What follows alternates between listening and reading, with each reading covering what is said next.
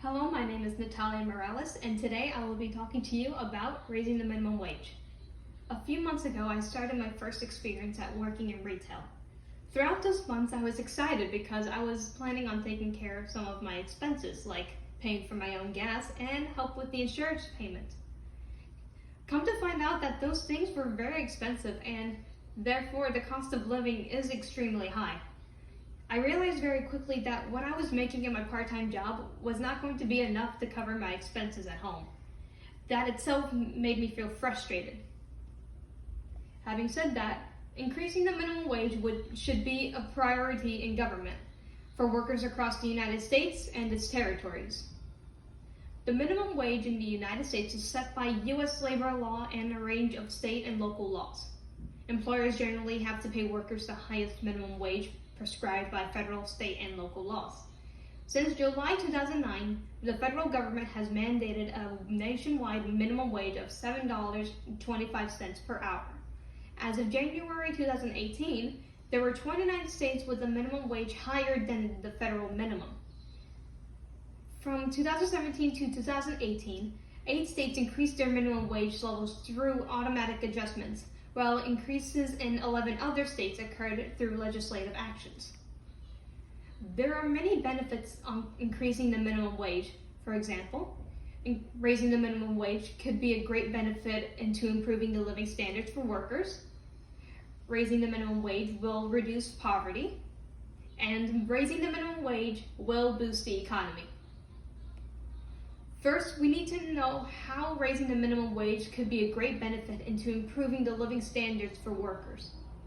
On an article from the website Investopedia by J.B. Maverick, it is projected that raising the minimum wage will raise the standards of living benefits for at least 17 million people. This is assuming a minimum hourly wage of $15 per hour by the year 2025 being elevated above the poverty line. Also, according to economist James Galbraith, raising the minimum wage would raise the incomes of 28 million Americans.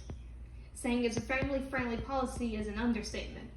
When a family can manage to cover their necessities and have the means to take care of everyone in the family, you will have families less stressed, healthier, and workers that are more productive and efficient. Second, increasing the minimum wage can reduce poverty. It has been one of the major topics of discussions concerning the raise of minimum wage, saying it can help reduce poverty.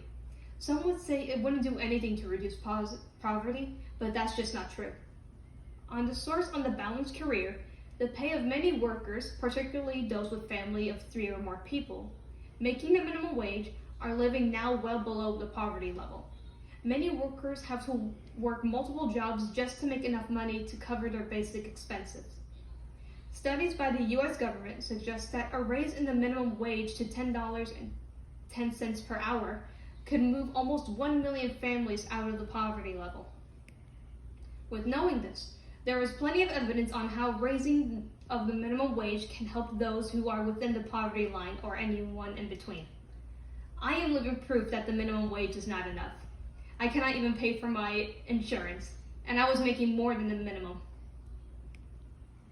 Third up, if the minimum wage were to increase, that could mean that there will be a boost on the economy.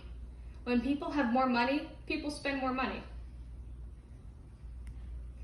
According to the website raisetheminimumwage.com, increasing the minimum wage increases consumer spending without adding to state and federal budget deficits.